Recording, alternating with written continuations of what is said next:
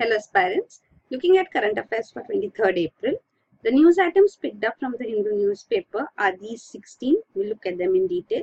The first one, Cabinet approves death for rape of girls under 12 years. So we had seen this, the government was planning to have an ordinance promulgated.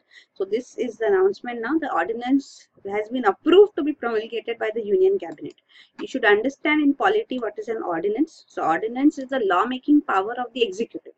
The executive can make law, but this is temporary, you should know that. So ordinance can be promulgated only when the parliament is not in session at the central level and in the state level too, when the legislative body, the legislative assembly is not in session. So what happens is that since the parliament is not in session but you need a law urgently, the executive, the government has the power to make that law, and that is done through an ordinance which is promulgated by the president at the central level and by the governor at the state level. So this ordinance as such is an amendment, law amendment has been proposed here. So this will be effective for 6 weeks after the parliament comes in session again. So it's a temporary provision, means in 6 weeks the parliament, if it approves it, then it continues, it gets its life as such, and if the parliament does not approve it, it automatically lapses. So that is there. So this ordinance presently promulgated is to provide stringent punishment of a jail term of minimum 20 years or life imprisonment or death for rape of a girl under 12 years. So these amendments would be made to IPC, Indian Penal Code, CRPC, Criminal Procedure Code, POCSO, that is Protection of Children from Sexual Offences Act, and the Indian Evidence Act too. So this is there. So as per the ordinance, for the crime of rape of a girl under 16 years, minimum punishment has been increased from 10 years to 20 years. And also it calls for speedy investigation and trial. So trial has to be completed within 2 months. Also, there will be no provision for anticipatory bail of a person accused of rape or gang rape of a girl under 16 years. So this is there. Also, the government says that it plans to set up new fast-track courts, special forensic labs exclusively for rape cases, forensic kits for rape cases at all police stations and hospitals, dedicated manpower for investigation of such cases. So these initiatives are also required because just amending the law is not sufficient. There has to be work at the ground level too. So this, the government says it will complete within 3 months on a mission mode.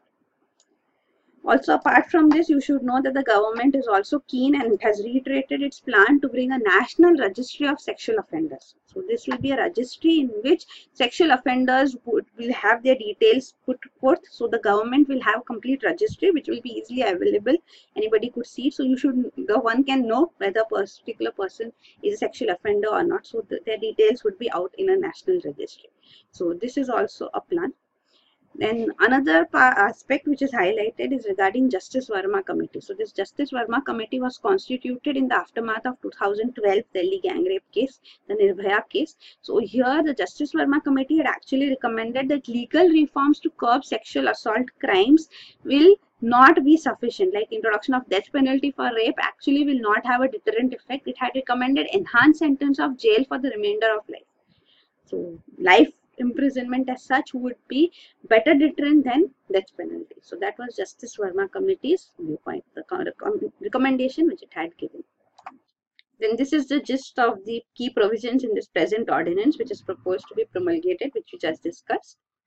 And this is regarding the recommendations of the Justice Verma Committee which was appointed on sexual crime laws.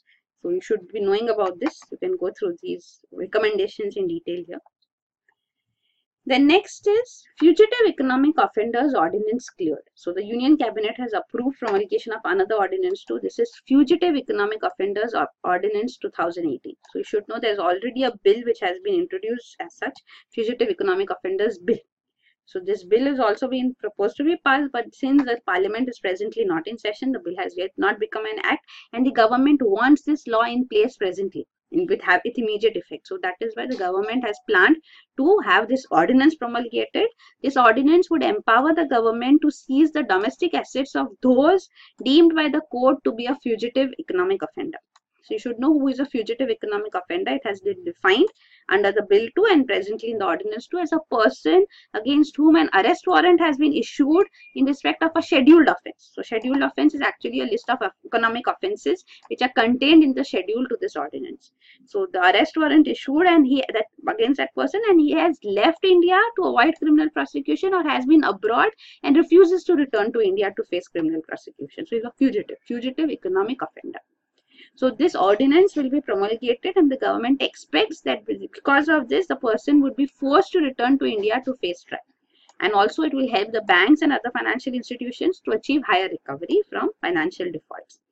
So also the ordinance has a provision for a special court under Prevention of Money Laundering Act which will declare a person as fugitive economic offender. And also you should know, since the government does not want the court to be overburdened, only those cases where the total value involved in such offences is rupees 100 crore or more will be within the purview of this ordinance. Right? And also ordinance removes the offender's right to civil claim in the court. Ordinance also provides for an administrator to manage and dispose the confiscated property under this. Also another important point is, which is there in the bill also, which we had discussed earlier some time back. So the alleged fugitive economic offender, once he returns to India and submits to the appropriate jurisdictional court proceedings, then under the proposed act, then the proceedings under the proposed act would cease by law. Means then he'll no longer be a fugitive economic offender. So this is there. So here you can see the details as such of this proposed law is being put forth.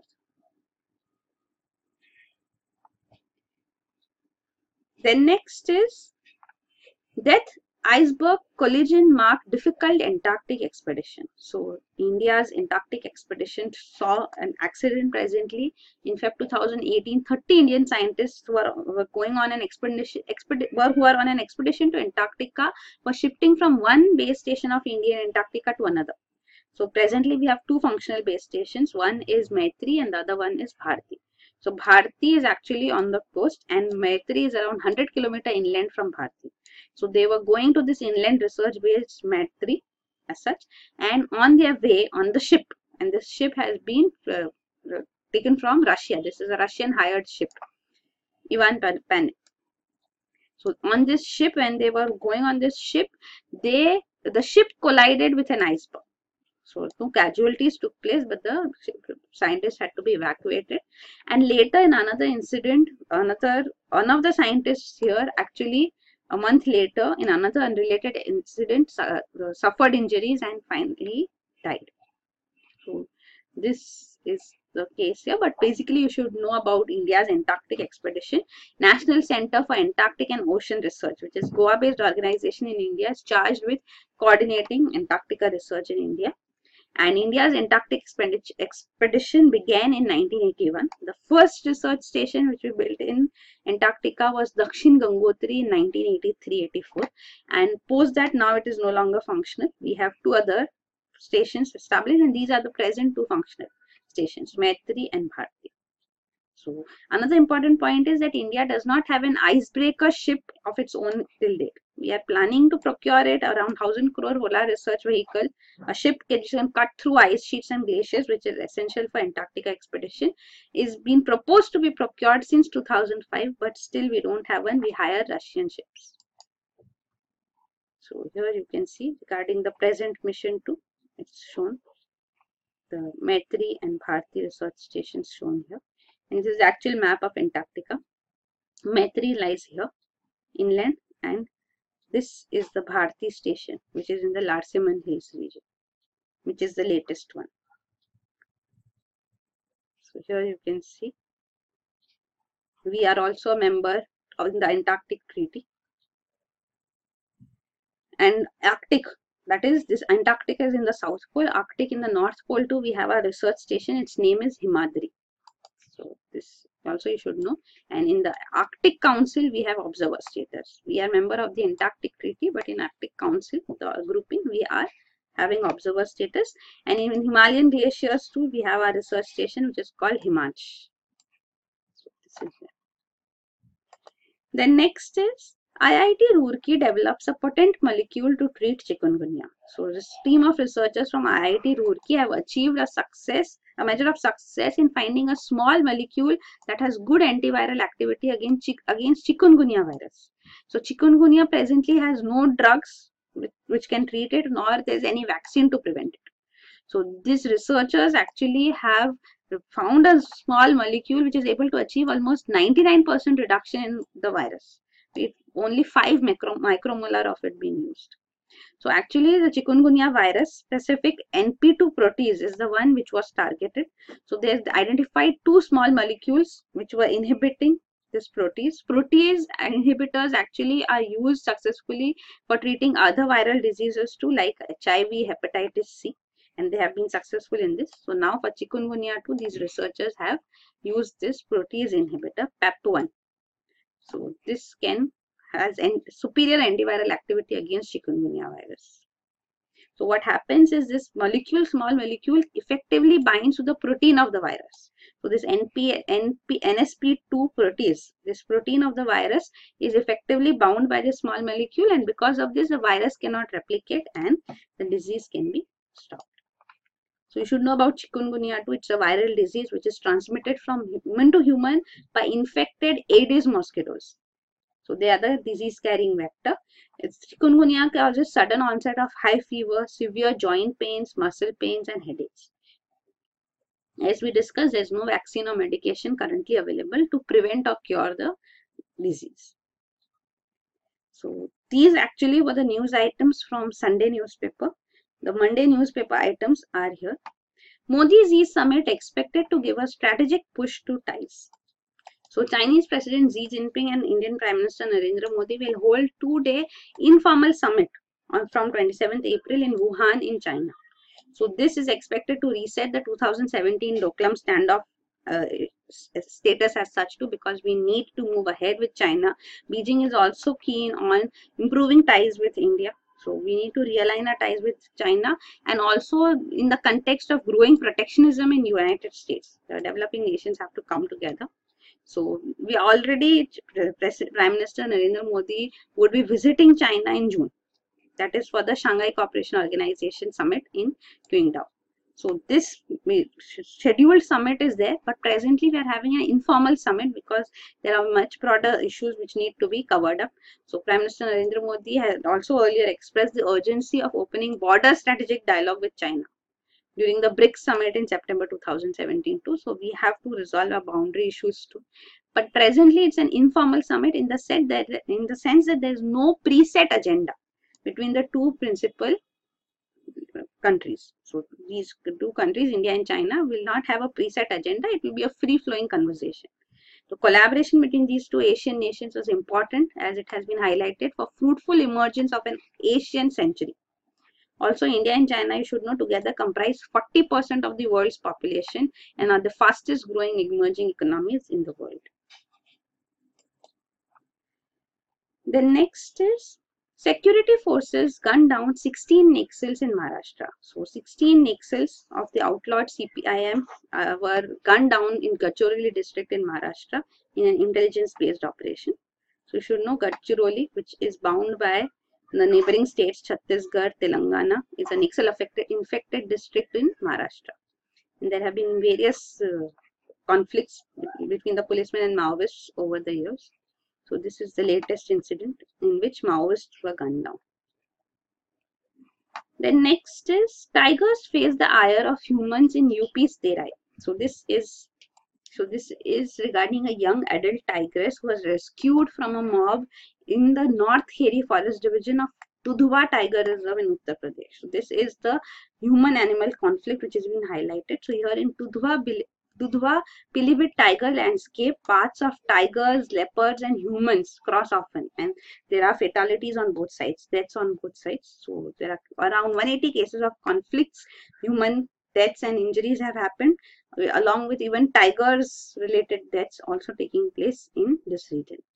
So you should know about the national parks and sanctuaries of Uttar Pradesh too, which are shown in this map, and also regarding this conflict which is emerging, human-animal conflict, and basically that is because the habitat of these animals is being encroached upon, is reducing, and they are encroaching into the outskirts as such, beyond the forest regions, which is causing these disputes.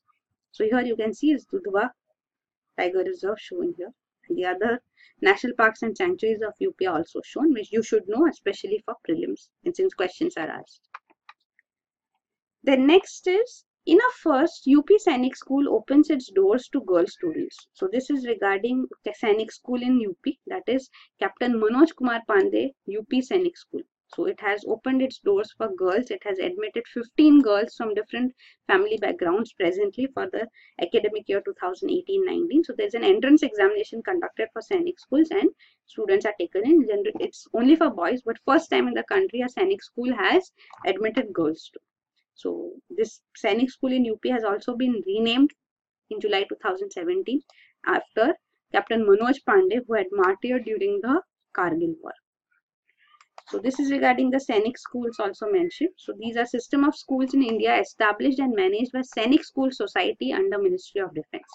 They were conceived in 1961 by V.K. Krishna Menon, then Defence Minister of India, to rectify the regional and class imbalance amongst the officer cadre in the Indian military. So these students are prepared for entry into NDA, National Defence Academy in Khadakwasla in Pune, and in Indian Naval Academy. So there are 26 such schools covering all states of the country. The next is Devi River's loss is Rushikulya's gain. So we had discussed this regarding olive ridley turtles, that after the mass nesting, now hatching of the eggs, olive ridley eggs are taking place at Rushikulya Rukuri coast of Odisha, which is a mass nesting site for olive ridley turtles in India. And now, since we have seen the mass nesting is taking place for the first time, as a second time after such a long gap of around 2 months, from Feb, now in April again mass nesting is taking place. So the reason here is being explained that it may be the case that Devi River mouth, which is another region in Odisha coast, you should know. So here you can see the mass nesting sites are shown. This is the Rushikulya River of Odisha and this is the Devi River of Odisha. The main river of Odisha is Mahanadi, you should know about it. So here this Devi River mass nesting site, what has been seen as the olive ridley turtles here have given it a miss.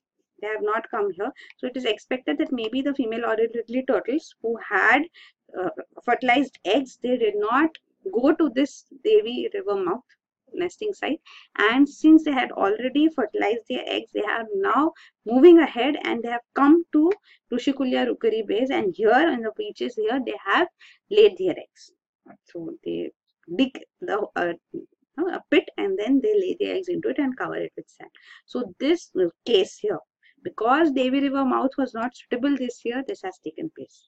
So that is why it is said, maybe this is the reason why Rushikulya River Rukuri is seeing presently the second mass nesting process.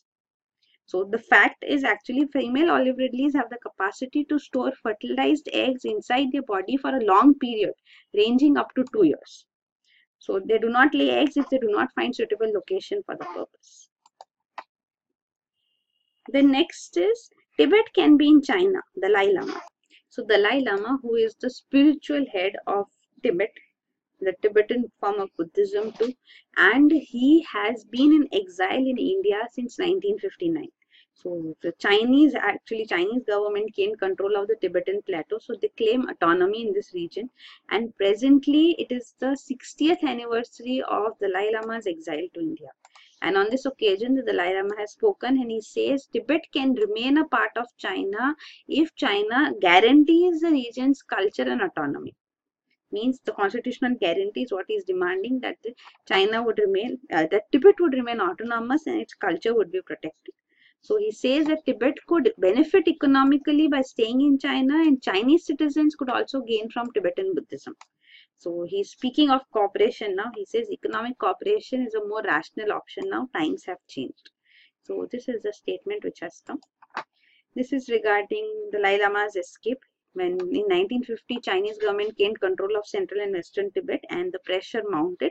In 1959, Dalai Lama escaped and he was given asylum in India. He has a government in exile as such, from which he runs from Dharamshala, which is in Himachal Pradesh. The next is NIA wing to probe money laundering by Naxals. So National Investigation Agency is going to set up a dedicated wing to go after Naxal leaders and their sympathizers who are allegedly involved in large-scale money laundering cases. It's said they spend huge amount of money on even higher education of the children. So now a dedicated wing would be established. The Home Ministry has given its approval for this.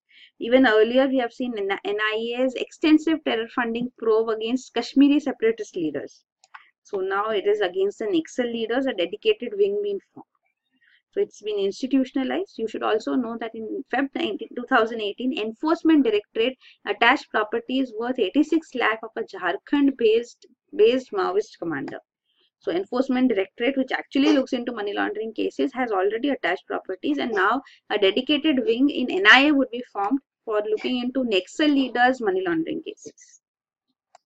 Then next is Minorities Commission to seek constitutional status. So National Commission for Minorities has now asked the government, is planning to ask the government to grant it constitutional status. So presently, the National Commission for Scheduled Castes, National Commission for Scheduled Tribes have constitutional status. But this is not a constitution, not a body formed under the Constitution of India. So it has been formed through an act. So here, a National Commission for Minorities, actually it says that we'll be able to act against errant officials better if we are a constitutional body, because presently errant officials, they do not attend hearings of NCM, they do not follow its orders, and even if they are found guilty of dereliction of duty, they cannot take action against them. So NCM presently has powers to summon officials, including the Chief Secretary and Director General of Police, but has to rely on departments concerned to take action against them.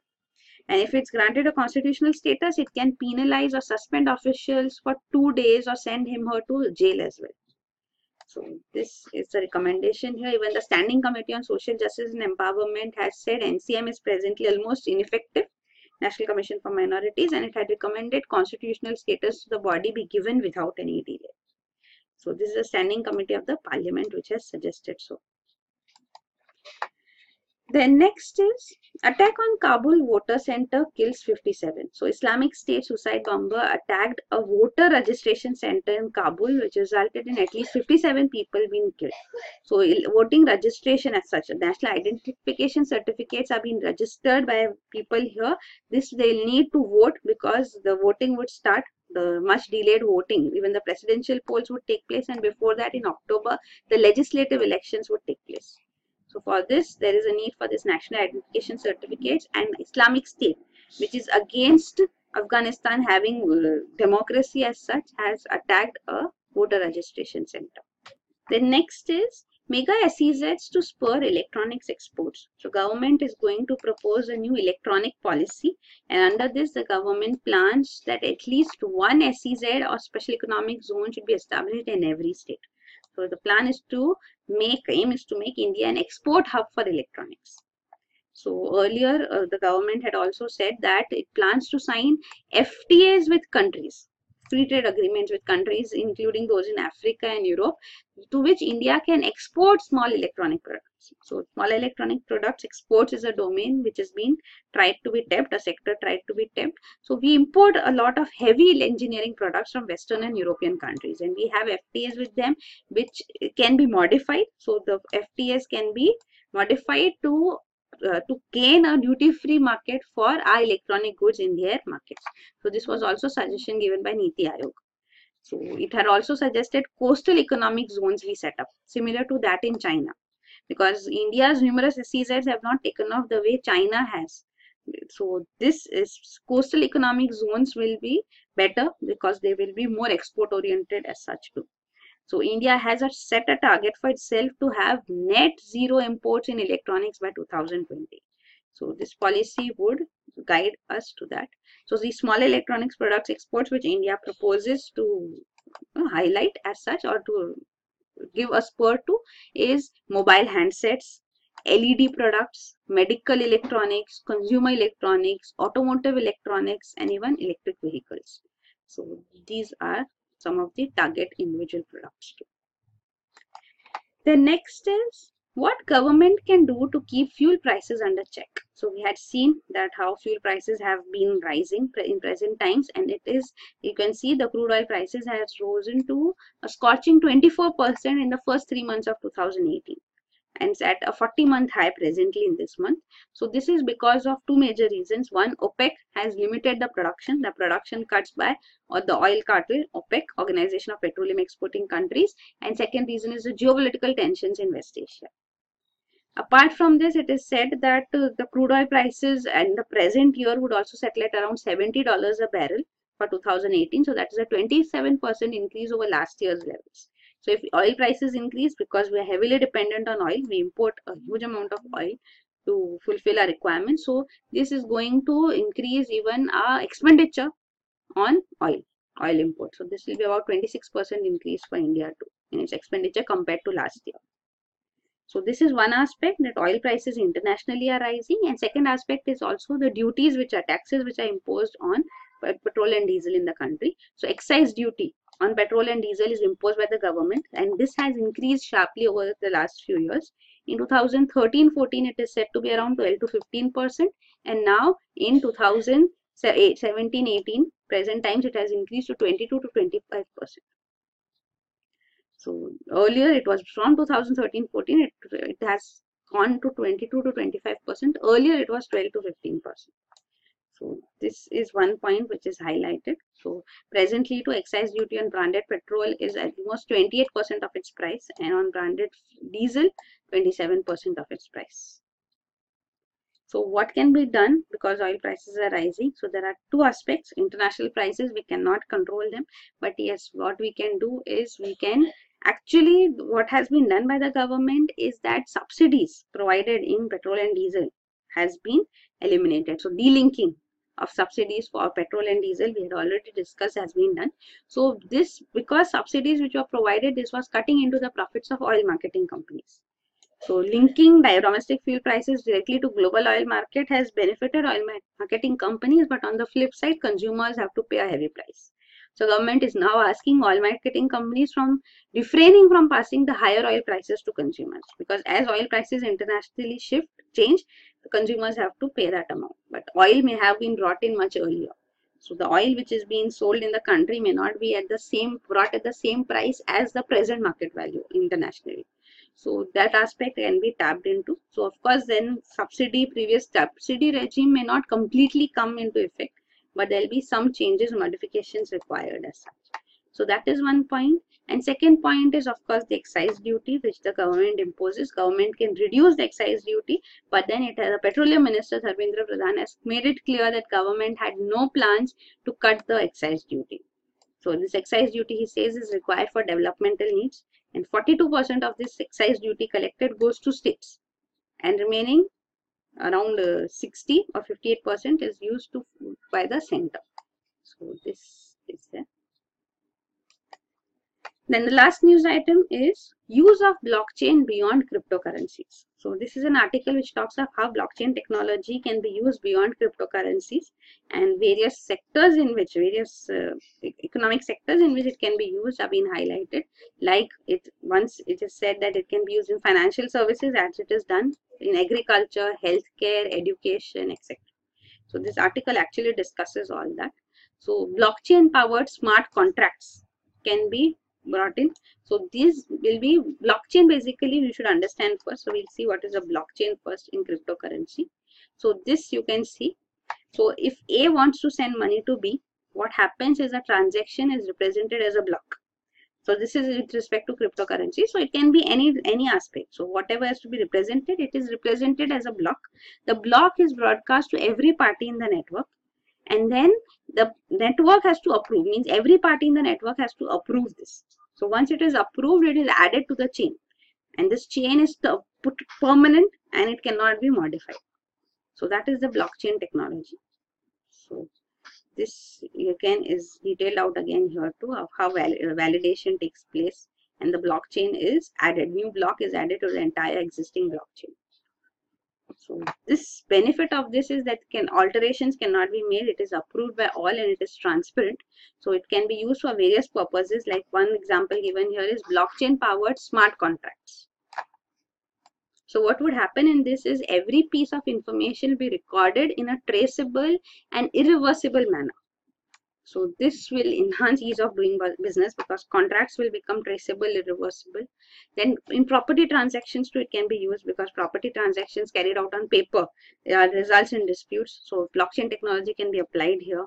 Financial services, like even the Yes Bank in India has adopted this technology with some of its one of its clients for financing, which also brings in transparency. And healthcare and pharmaceutical sector is also another area, like clinical data which is built up and exchanged. So this can also be in the form of blockchain. This is sensitive nature. It requires secure, reliable system. So this, even health insurance can be brought in through blockchain technology, can benefit it.